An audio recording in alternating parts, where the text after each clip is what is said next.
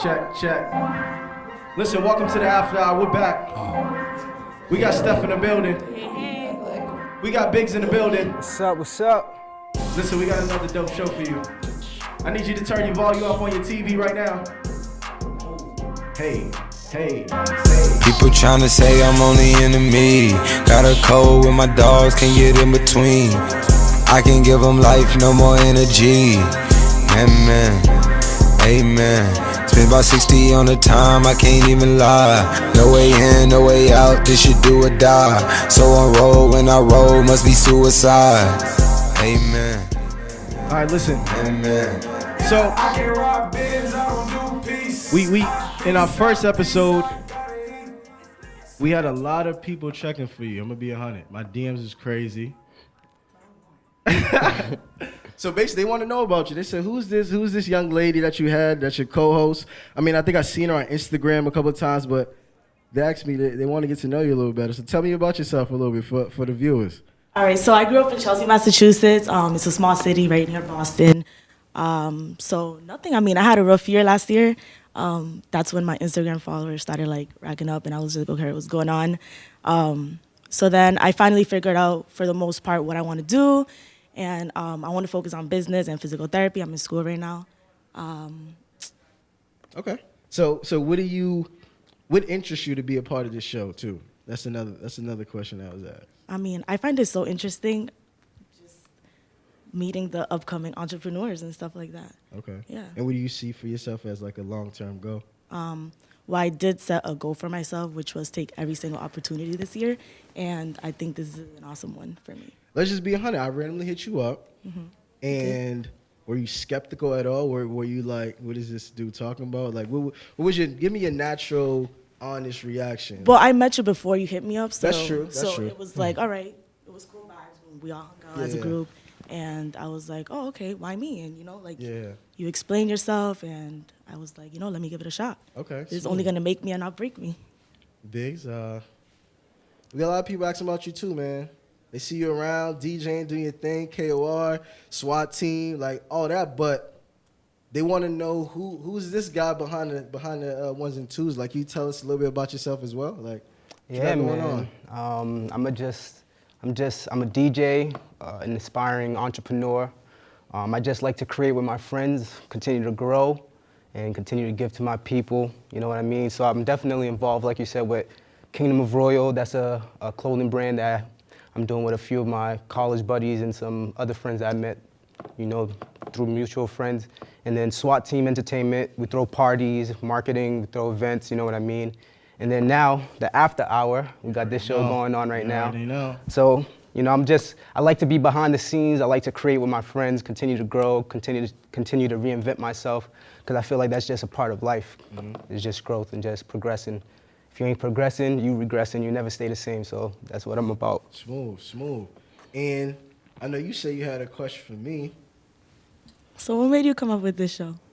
Well, I always been into content, and I feel like the state that we're in right now, there's a lot of people doing a lot of great things in Boston and outside of Boston, but I wanted to create another platform where I felt like people can have an outlet. There's no like 106 in Park anymore.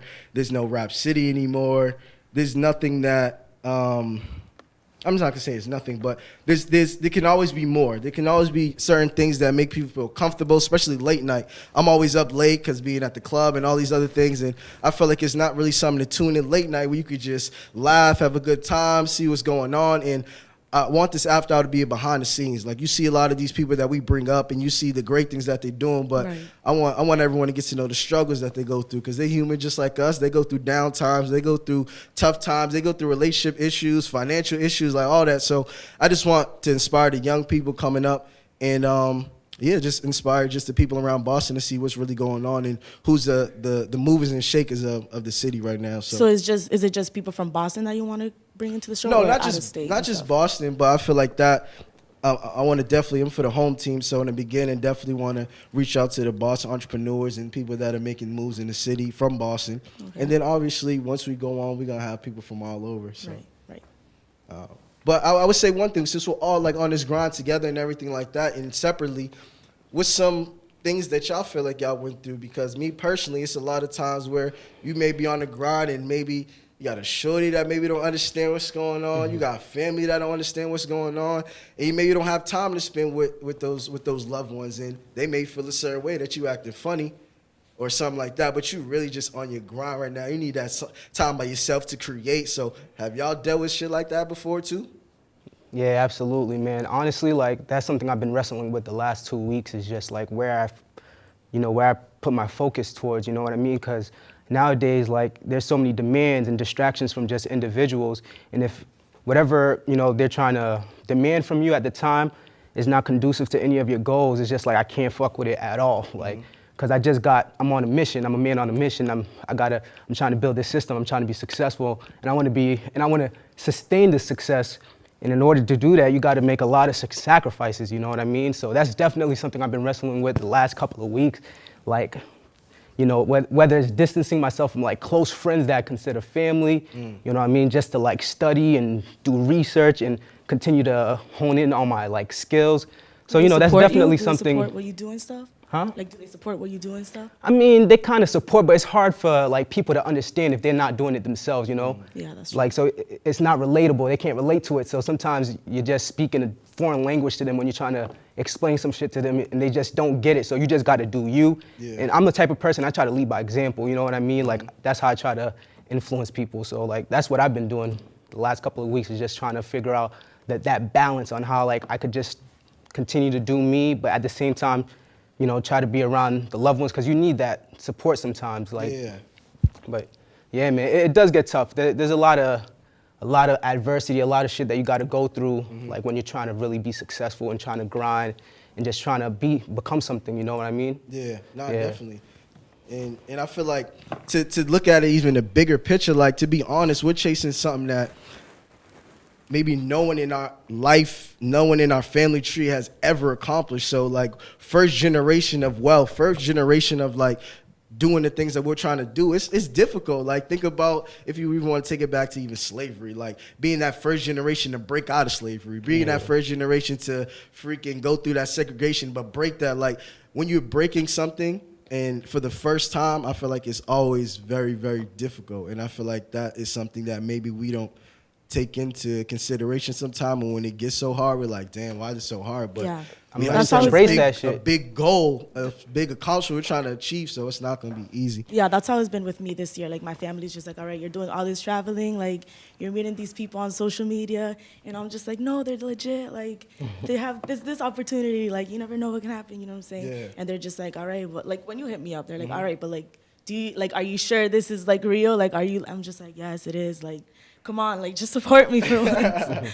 But what about yourself? Like, what will you go through?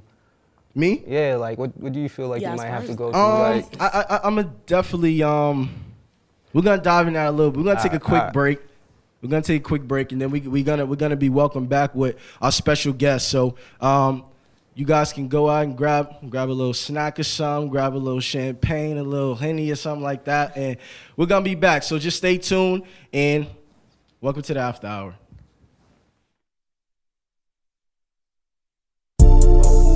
They tryna copy. Hold up. They tryna copy the way. They tryna copy. I'm saying we started a whole new way. Whoa. They tryna copy the way. They tryna copy the way. Trap. Shout out to MuseumTV, you know. Yeah. Shout out to Museum, Boston way. Look, you know man. that. Boston way. We out here, Rhode Island, Rich Forever way. Yeah. With my brother Matt, you know that. We out here. It's the family. It's the family. Yeah. Nah, bro, I definitely appreciate you sitting down with me. It's the MuseumTV. Ty Dolla $ign. Beach House 3 is out.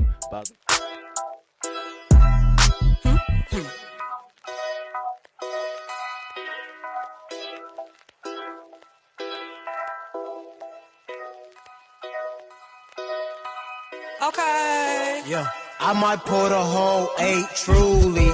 I don't know the girl, but I know she wanna do me. All I do is win, get money in the coochie. Yo, still the same nigga that I used to be. Hey, today I'm rapping, but I'm in the trap usually. Damn, hey, still the same nigga that I used to be. Yo, today I'm rapping, but I'm in the trap. Welcome to the Family Cookout. me she won't give me throat. I just pulled up on a boat. I just smoked the whole O. Had to cut that.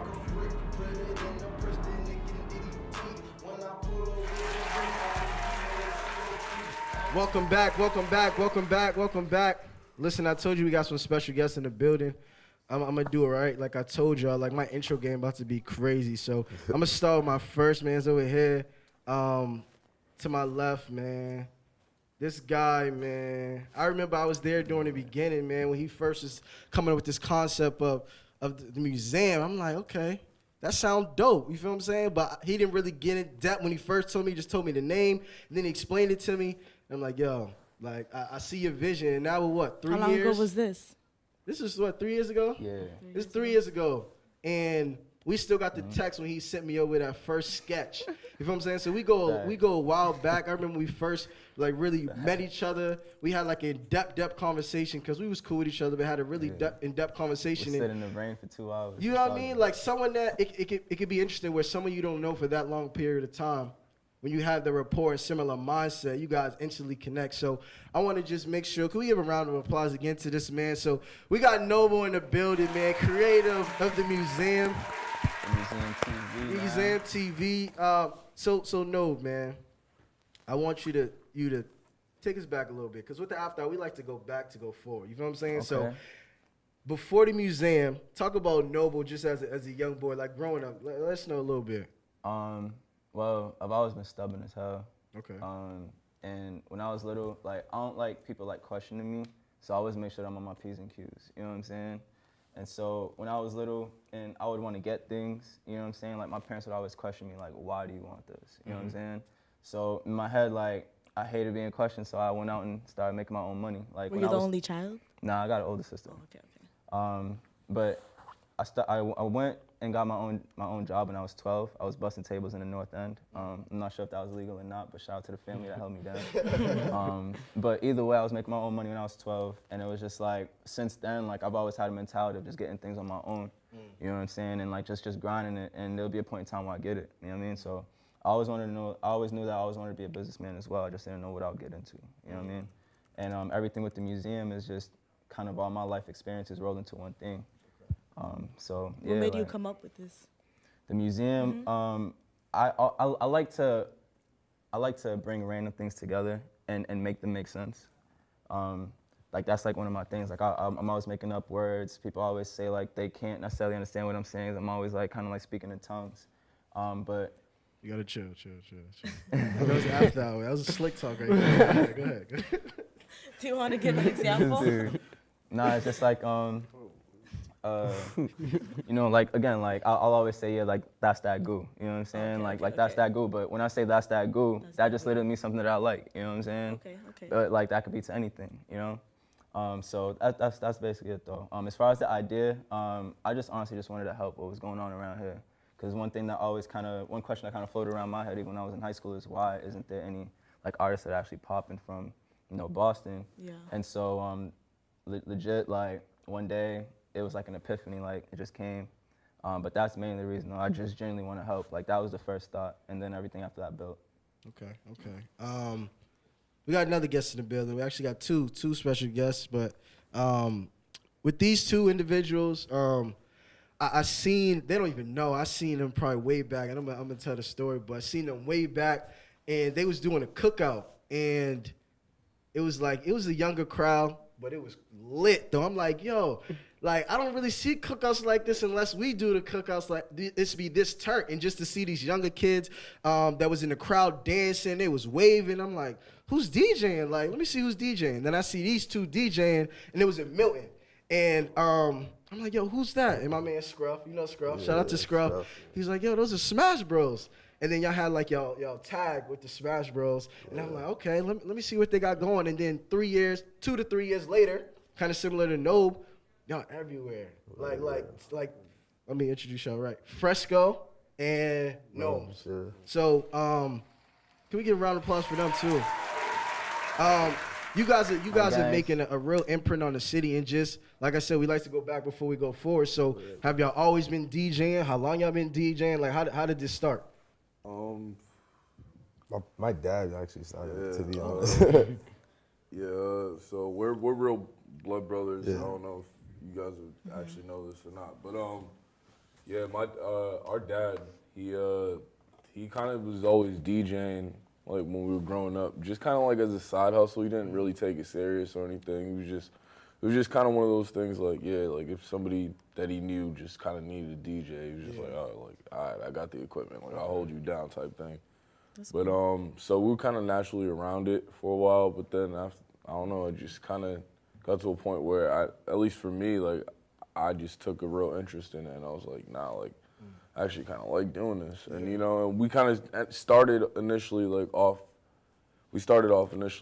doing it kind of the same way my dad was doing it, like just like spinning off, like we was like, you know, really like mixing. Honestly, we was probably like end of middle school, high school, like kind of DJing, you know, like just doing so did random. you guys pick it up? Like, did you guys learn it by just watching your dad, or did he taught you guys? I would say like, I would say it wasn't really like DJing. He wasn't really DJing. He was like kind of like an aux cord, a glorified DJ. You know what I mean? Like he had the tunes, and it was just like a little small. And he had speakers. He had equipment. What was his type of music he was playing? Straight Nigerian tunes. Yeah, pretty much like Nigerian music. Maybe a little bit of old school. Okay, like old school and some soul and stuff. Put me up to like Kool and the Gang, like people like that. So it's a lot of like family and friends. Yeah, exactly. Okay. Like, and then when y'all first picked it up, was it one of y'all that started first and then brought the other brother along? How did it go? Did y'all both find interest? It was like, honestly, I was an athlete. I'm still an athlete. What sport? Football. Okay. Yeah, I play wide receiver and stuff like that. But like basically, I was really concentrating on sports for a while, like just determined to do something, like get to the college level and just make a living out of like playing sports through school and stuff like that. I would probably say it was me. Yeah, he was definitely like. This is high school. College? This is like like high school for me. Yeah, high school like. End of high school. Yeah, end of high school for him. So I would say like he was like, yo, let's take this seriously, and I'm like, all right, yeah, let's do this. Were you in college or? No, I was in high school as well, but like I was like towards when I was about to go to college. Yeah. What about when I was music? about to go to college. Like, does music have any influence on like the decision? Because I know like a lot of DJs, they just like the love of music is just takes over, right? Yeah. Exactly. Yeah, I mean, like, what's music to you guys? Like, how do you guys like? This is a soul thing to me. It's like it's a spirit. It's a spirit. Like music, I always say music's its own language. Facts. Like, you know what I mean? Like that. I'm pretty sure you guys can think of how many songs you hear. You don't even know anything about it. That's like, but that beat or the rhythm or just like, something. It could be like a little flute in that song that you can hear, or like a little instrument that'll just be like, yo, like this song is crazy. I don't know any lyrics, but I just want to move. It makes you feel some type of way. So I mean. Music's always been like that for me since like iPod Nano, Shuffle days. Like, you know what I mean? Like I've always been a big music guy. I never really knew I was gonna go into DJing. I kind of wish I knew earlier. Yeah. Because it just things would have been a little different. But I mean, I'm happy we figured out when we did. And I was kind of just DJing, and then my brother at the time, honestly, was really just he always was besides sports. He was always kind of like. Into like tech stuff, and so he was kind of just the dude that was just handling all of our sound equipment, and stuff. sound. Okay. He was just doing that. No one really knows that because I'm like super into into like technology. Like I'm really like driven to like find something new to do or like with technology and just somehow and create it in a way like create our music in a way where it's like it doesn't only have to be DJing. Like you have to do something else to like. Make it diverse or different as well. So like that's what I feel like I came in and started miking as well. That's why I came in and started like getting comfortable as an MC and just being able to make a crowd move, as well, like with the music. So like I started doing that really. When did you guys first start? Like when did someone contact you guys, like to DJ? Honestly, like we've been DJing for like years. Years. That's what people don't understand. People think this is overnight. Nothing comes overnight. People don't like this. We've been literally doing this for years. We just kind of the past 2 years, I would say, actually took it serious. Okay. Before, the past year? Like 2 years. 2 years. I would say 2 years is. Where we just kind of was like, all right, like let's actually do like if we're doing it like let's actually come up before we didn't even have a name, you know what I mean? We're just doing it on some just like super side thing, like, you know, just like, okay, you need a DJ, yeah, just let hit us us know. up. Like, Right. people still calling us by our first names, like, yo, you trying to DJ for me? And then we was like, all right, we should probably make a name. We should, you know, like do the whole thing. And then, so tying into that with so with you, I'm sorry about it. I was actually putting up a post. You know what I'm saying? Brother, work don't stop. do your thing. We always rolling. So yeah, same thing with you. So you having this idea of the museum, like, did you ever get any backlash or friends that you reached out to that were just like, I don't know if you should do this, or people that were steering you away, but you were just like, no, I have this burning desire or something that's pushing me forward, and like, nah, I got to do this. Did you ever reach that point too? Yeah, facts. Like, you know, people always dissing me, you know, like, and I'm always at a point where, like, you know, like, damn, like, should I change my route? But it's like, nah, like, for what? You know what I mean? One thing that I always kind of tell myself is a lot of people, they don't even know what they want to do with themselves. So it's like, what am I listening to them for? I want a brand new wheel. I want a brand new house. I want a foreign little bitch. She put it all in her mouth. I want it, so I'ma go get it. I want it, so I'ma go get it. I want it, so I'ma go get it. I want it, so I'ma. You know what I mean? Let me just do my joint. I actually see it through, give it a shot. So even if I do fail, at least for one, I know I tried, and two, I know that I spoke for people. You know what I'm saying? So that's like my biggest things with that. Like, I honestly, I don't listen to people. I told you I was stubborn. Who's your go-to when you have like a new idea and stuff like that? No idea? When you have a new idea, like, who's your go-to? Like, who do you? Like a mentor or something like that. Oh, a mentor? Someone you can confide in, give you good advice. To be real, like. Or do you even have a mentor? Like, 'cause some people don't. I guess I've had mentors. Like, I've always just had like older homies that just looked out for me, like heavy, you know. Okay. And that's really what's been. But if I was to say I would have a mentor, books would have been my mentor. Like, in all honesty, I wouldn't be the person I am today without books. Like, books is the reason why I started the museum. Like, if it wasn't for those pages that I read, my mind wouldn't have gotten to the point where I'm like, yo, let me do this. You know what I mean? Yeah, so. exactly. Okay, yo, I have a question for you. Like, similar to Rob, like you said, you talked to him a few years ago, pitched him the idea about the museum. I remember we was at Natalie's cookout, graduation cookout, when you first told me Shout out about to Natalie this. too. You know what I mean? Yeah. Nov came up to me like, yo, I got this idea. I got a 10-year plan. You see, and a lot of people don't know, usually when you want to sustain something, you want to be successful, it's better to plan for like longevity instead of like, yo, everybody keeps talking about this year I'm gonna do that, this year I'm gonna, like, he told me he got a 10-year plan, you know, so I knew it was serious, right? But one thing that stuck with me that day was the philosophy you told me about, an inch a day. Yeah. Can you elaborate on that? Because that's something, you told me about an inch a day 3 years ago. I'm now, this year, implementing that shit in my lifestyle. Like, That's fire. So I appreciate that. elaborate too, on an inch a day. Like, where did you get it from? And are you still, like, is that a philosophy you follow till this day? Yeah, like, I'm gonna most likely get that tatted on me sometime. Okay. But an inch a day is really like, you know, how I kind of ground myself as far as like this journey. You know what I'm saying? Like, a lot of like the people that I look up to in the industry that have really kind of like done their thing and like are still doing their thing and still seem to be innovative, like they all kind of like had like just plans, and it took them years on years on years. So I can't sit there and puff myself up to tell myself, yo, next year I'm about to be lit. Yeah. You know what I'm saying? Like, that's retarded. So how I kind of look at it is an inch a day is really just my mindset to just kind of keep going. This day is gonna be trash, but the next day I'm gonna be lit. And like, kind of looking back at 3 years, I can see those specific moments where I was all the way down, and then literally the next month I'm up, you know? Yeah, like, super positive. I could tell people that 2 years ago, or maybe a year and a half ago, both of my cameras got stolen out of my car, you know? But we still had to keep things going, you know? And we finagled through that. And actually, from that point, a few months later on down the line, we're getting the Huffington Post write-up, you know? So it's like, things like that is just like, you know? That definitely deserves a round of applause for that. It's like really at the end of the day, it's just all on you. It's really black and white. It's either you're gonna do it or you're not. You know what I mean? Like, that's really how I look at it. An inch a day just kind of keeps my mind going. So I remember in the museum, people remember. Can you shout out the Instagram too? Oh, TheMuseumTv. Yep, everything's at TheMuseumTv. And if people were following in the beginning, I know people were. It's a lot of evolution. Yeah, from the beginning. yeah. There's a lot of things that changed, but you did it in a very graceful way. It wasn't like making announcements, oh, we doing this now, but it was done in a way that's perfect so people can go along the journey with you. Because you had in the beginning where people were choosing concept and pictures and everything like that. And now it's not really like this. So can you just talk about a little bit just the evolution of the museum and then also what you want to do further as well? Like you kind of condense all that into my biggest thing right now is creating things that disrupt what's going on. Because there's so many things that are out there and people's attention is just so kind of focused on, you know, what you're not doing that you have to be disruptive.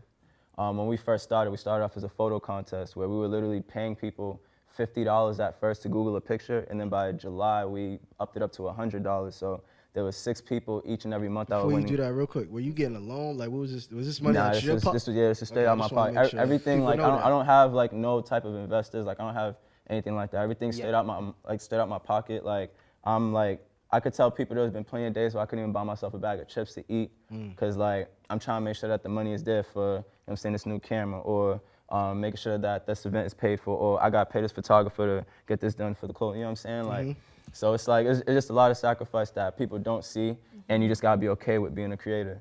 But as far as the photo contest and how we started and things like that, the photo contest was my means to be disruptive, you know what I'm saying? Like, how could something be so easy and require little effort, but I'm getting this reward, you know? So after a while, my biggest thing is, when it comes to marketing, 'cause I'm a marketing guy, is embedding yourself within a culture. And that was my aim. So as time went by, we started really kind of embedding ourselves, as I was just saying. People started requiring more of us, and I started to see more opportunity for more. So then that's when we broke off from literally 1 segment a month to literally coming out with 2 interviews a week. And then that went on to music videos, and then that went on to other types of programs. I even came out with a game show at one point that I'm gonna reintroduce later on down the line. Like, it's just as things have gone on, I've just adapted to the now, you know? Because as a creator, you gotta adapt to the now. Like, tomorrow there might be a deal that's on your table that not on the deal today, so you gotta maneuver, you know? So that's really what it's been. So we went from a photo contest to actually being the Museum TV, a platform that has multiple segments under one umbrella. So let's bring it over here. When was the first time you guys got paid and was like, yo, this thing could really be life-changing, this shit could really be like on another level? Like, when did y'all have that? When was that event? When was that time? Yeah. That groundbreaking time was like, yo, we got something. When was that time? Or was there a time? There was definitely time. I'm just There was trying definitely multiple times. I remember a time I went to, sorry to cut y'all off, but we had a pop-up at, I forgot, Makeshift. Yeah. And then we came through to, the first time I ever went to Inner Sanctum ever in my life. Oh, yeah. Yo, it felt like, I didn't even feel like I was in Boston. I felt like I was in New York at a bashment. That was the first time I got introduced to you guys. And like, that was, when I went to that, I was like, wow, these guys have something. Like, this is special. Like, I've never seen this type of scene in like Boston ever. So that was my first time. Definitely. Like, what's your first time? I would say, going off of that, then I would say our first time would be like a Get Your Vibes Right party. In our series we kind of do with these DJs. That's what it was? Get Your Vibes Right too, Get Your Yeah. Vibes Right? Okay. It was Get Your Vibes Right That's Volume actually 2, good. the release party we did.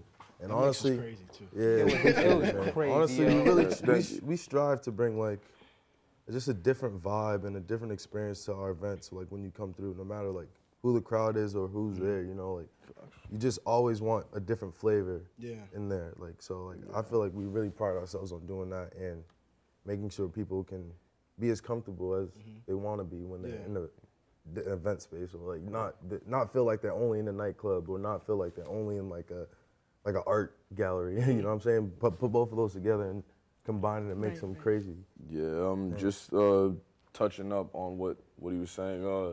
That our Get Your Vibes Right series, that's kind of like our baby. That's like our mix. Bread and butter. That's our bread and butter. Like, we haven't dropped one in so long, probably almost a year, but People with good reason. You know, we've been trying to just line up some other stuff, but yeah, that party was really different for us because that was the first one.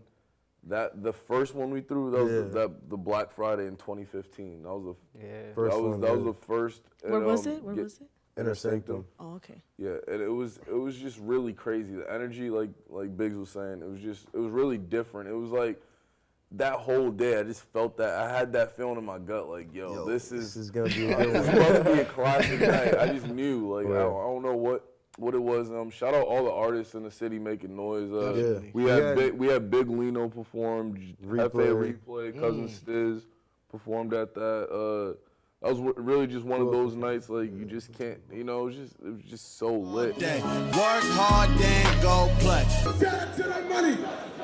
Shout out to the money. Can't make it up. And it was like, and the response, like, even on like Twitter and like, it was like Twitter, I think, that was really booming.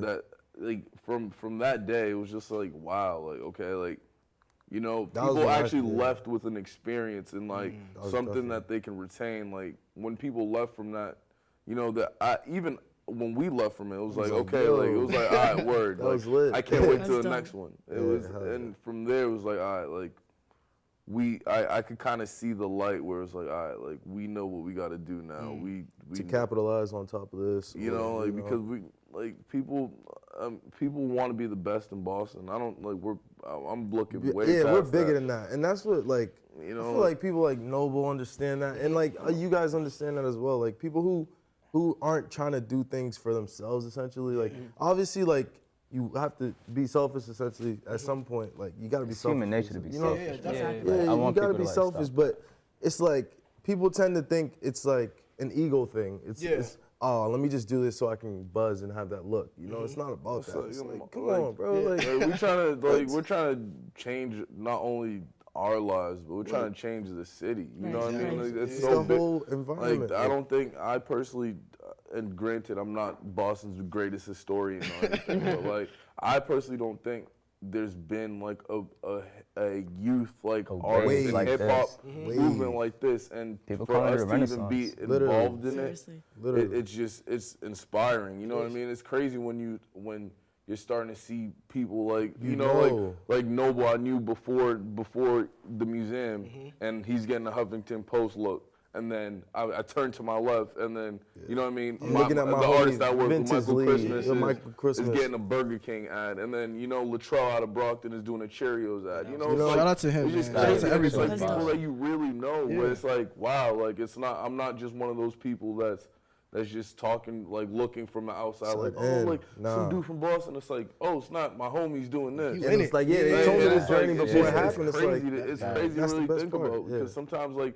stuff is moving so fast nowadays. Like it's you sometimes don't even take it in, and you sometimes just like kind of just like it just happens, and you just kind of like take it as a grain of salt. But sometimes like you don't understand, like we're actually all part of history right now. Yeah, like, this is history. It's all about documenting it too, and I Exactly. feel like that's why it's good to have us all be talking at this point. Because like I was talking to our last guest we had last week, like next 10 years from now, who knows where we're gonna be? Probably, like I said, on yachts and places like that. Like, yo, remember we did that interview? Y'all came through, and now we're doing this, doing that. So one thing I do want to touch on, if you guys can talk about how y'all made that connection with Michael Christmas and being on tour, and also the 47 collection that you guys did with the hats. Like that was really, really dope and special. Go ahead, also, to piggyback off his questions, like what's your influence on like the Boston rap scene? Because I remember like on a late night, me and Rob, we went to Cybersound and we saw you with like two prospects. Like I'm a personal fan of Big Lino. I forgot his mixtape, the purple one. Tales from the Mud. Yep, I was listening to that damn near all summer last summer, and I like Vintage Lee. I haven't got to listen to her, but we saw you with two young prospects late night. Looked like y'all was grinding. That's what people don't see. They don't see that part. So like, what's your influence on the rap scene, and do you guys have any like, say like, do these local artists, do they ask for your advice? Like, should I change my sound? Should I like, what's your influence on that part?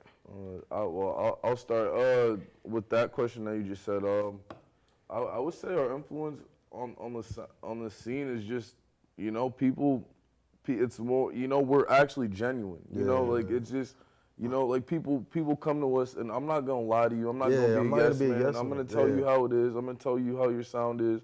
And you know, like if you coming to me, like I'm not gaining anything. You're not gaining anything out of me lying and saying you're nice or saying something's dope when it's not. So we try to, you know, be real with people. As possible. And like, I mean, I feel like our vision, you know, in a few years we want to be looked at hopefully as like gatekeepers of the city. You know, where it's RAs for the city. You know, and where beyond, it's like, you know, when big people come to the city, it's like, you got to check the SuperSmashBroz link. You know, like, you know, gotta like, link the museum okay, yeah, when like, you I get got to down link the here. You museum. I need the interview. Or I got to hit this store. Oh, I got what artist to should I connect go. with? I got to be laced in Kingdom of Royal when I'm in the city. You know, like, it got to be, you want it to be like not a thing where you're reaching out, where it's the opposite way. It's like, okay, yo, I'm in their out here. city. I got to see them. And that's what other cities have that I feel like we're starting to build. Yeah, exactly. You know what I'm saying? But, So if we get back to the other Michael part? Christmas, how you guys made that connection being on tour and also with the 47 collection? Well, the 47 brand was like, they're just great people over there. Like, honestly, they're a company based out of Boston. Okay. And they've been like, they're way bigger than just Boston, honestly. Facts. So like the They're fact that they're the largest collegiate sports hat brand, like, hat brand in America. So yeah. they're really like doing their thing. And then they reach out to y'all. And no, honestly, we reached out to them. Oh, wow. Yeah, we reached out to them, and honestly, they're really for being for the city. Okay. They're really for, and what do you like? How would I say? Like, Yeah, they're really for like they're just just helping the city out. Yeah, they want to see people in the city win, and we just kind of came up to them like really just with a proposal.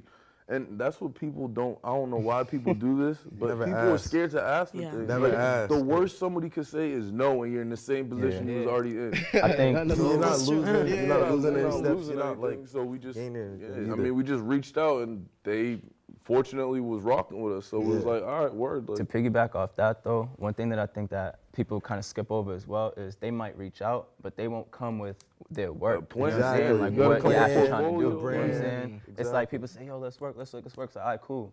What are we gonna do? Yeah. You know what I'm saying? Like no actual plan. So shout out to that. No, so like you saying. Yeah, but definitely and then going off of that, the Michael Christmas thing was kind of like his situation more than mine. But Mike Christmas is like the homie to me as well. But you can just Christmas. Shout out Michael Christmas, Shout out to man. Michael Listen Christmas. to Shout out to all his Christmas. stuff. Yeah. I gotta do the shameless plug, man. No, we plug You know, everybody. like shout out Christmas. I've known Christmas for a while, like through mutual friends. Like shout out OG Swagger Dick. I've known this dude for a while.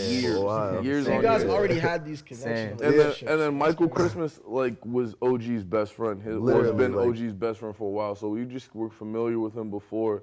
And then it was just, I don't know, it was just kind of one of those timing things. You can't just force certain things. Like he already had a DJ like a while back. Me and my brother were kind of getting our feet our feet wet, and then after we start making noise, and right around the time him and his DJ like fell off. Yeah, kind of like fell off, and he was just like he started to see us doing our thing, so he just kind of reached out. Was like, "Yo, bro, like I need you on my team, like you know." And I was like, that's dope. and it was already for me. It was like. It was weird because like I've been to the show, like you know, like watching. It was like 6 months ago. I was like at this man's show, like recording all his snaps. I got hella snaps.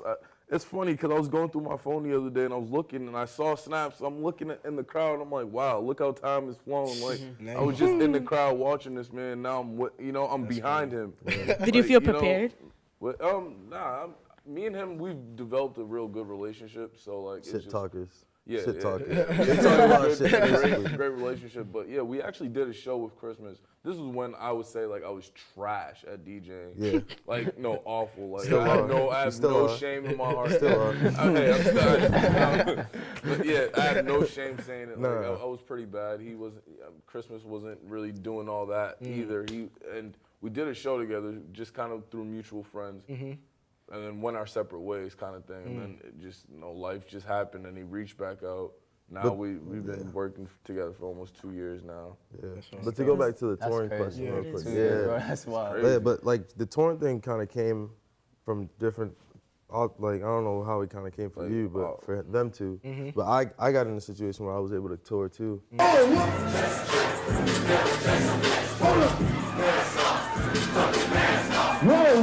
And that kind of like was a blast. I got to tour with Nebuchadnezzar. Shout out Nebu. And I seen you with Metro too. Yeah. We're gonna get back to that story. Let me touch on Noble real quick, man. I'll come right back to y'all. So Noble, tell us what you got coming up. What's that T-shirt you got on too? I want to talk about that a little bit too. This T-shirt is this is not a list too. This is basically a shirt that celebrates the artists that we had celebrated in this video, this annual video that we come out with each year that's called This Is Not a List. Okay. So basically it's not a list. We're basically just kind of showing love to this collective of artists that had the best videos that we felt were the best videos from the area. It's all Massachusetts based too. Exactly, yeah. All crazy. Massachusetts based on top of that. So it's like just showing love back to the community, because again, like, we're Boston's premier vlog, so the home team, just like you were saying, bro, is definitely at the heart, but obviously we show love past that. But this is to kind of continue helping people want to work here. This is kind of like just kind of letting other people know who else is working out here, you know, because that was the biggest thing. Like, with our interviews, it was just showing different parties working together. So it's like, all right, cool, these guys are working, I want to work too. That's usually how people work. So that was like my biggest thing when I started the museum, was to just kind of let these interviews kind of flutter around and inspire people to work. So this is kind of piggybacking off of that same notion too. Just this T-shirt is to just help inspire people to work. You see somebody walking down the street with it, you know, a supporter of the scene is gonna look at it and be like, oh, okay, who's this, who's that, who's this, who's that, and that's gonna spark conversation. Can people cop those T-shirts? No, I'm really keeping them exclusive. Okay. I had a period of time where I was allowing people to be able to kind of secure their T-shirts. I'm not making any money off this. This is legit me just trying to put this out into the culture and have people just talk about everything that's happening right now. Okay. So I'm gonna do a giveaway of 20 T-shirts. It's gonna be our biggest giveaway, because we usually do giveaways like very periodically. I'm gonna give away 20 of these shirts to people, just so they can have it. But next time to catch it is next year. So you got the you guys got apparel, you have apparel, you have the interviews. You're doing coverages for different concerts. I remember, was it PB and Rock? It was, who else was on that? It was PB and Rock and A Boogie Show. An A Boogie Show, I see you doing that. So you got a lot of things going on. So what can people look forward to? Because I know you always move and you always got your mind going and different ideas. What is something people can look forward to coming? A revamp on our website. I'm gonna be implementing by now you'll see, because by the time this comes out, by now you'll see a writing section and a new comedy section to our website. So basically what we're gonna be doing is just implementing more ways to have more traffic come and just have people's eyes on Boston. So my whole thing is just fluttering the internet with just Boston content, you know? Again, being disruptive, you know? So that's gonna be a thing to come. I want to introduce a new host second half of the year, but we'll see how that goes. And new programming, and like I was saying, I want to bring back our game show, but instead of focusing it towards adults, I want to focus it towards kids. So that's gonna be the big thing. I've been kind of connecting with a lot of teachers, because my biggest thing is community. You know what I'm saying? Like, music is just a part of the community. You know what I'm saying? But you know, obviously music is the big part of the community. But community is my number one. I want to definitely thank you for coming through, man. I really appreciate it. Facts, bro. I appreciate you inviting me, bro. Man. You know what I'm saying? And I want to know can you guys shout out your Instagram as well? Oh yeah, SuperSmashBroz with a Z on most Instagram, platforms. Facebook, Twitter, YouTube, SoundCloud, most importantly. And what you guys got coming up? What's some things that you guys, people can look forward to? I mean, we definitely got that project, Family Cookout, that's out. So check that out. And then we definitely have a new Get Your Vibes Right mix. Okay. We need to feed the streets. Definitely, accent feed the streets. Yeah, we've been really on our hiatus, but just new mixes, new apparel. Just whole new experiences. We're trying to just really just elevate and just really just keep leveling up. New shows. We're gonna be bringing more artists out to the city to rock with us. Like, keep us posted on that too. Like, we're all about promoting people that's here, that's rocking with us, that's doing dope things. So definitely keep us posted on what y'all and doing. shout out to you guys for having us. Thank you. Appreciate you guys, man. Get your vibes right. Definitely get your vibes right, man. Steph, Biggs, with some closing remarks. How you guys feel about everything we talked about? I feel like this was a great, conversation, man. It's always inspiring to like be around creatives. Like I said, like I'm all about creating with people, and taking it to the next level. You know what I mean? Because like you said, like one thing that this dude always got the gems, like.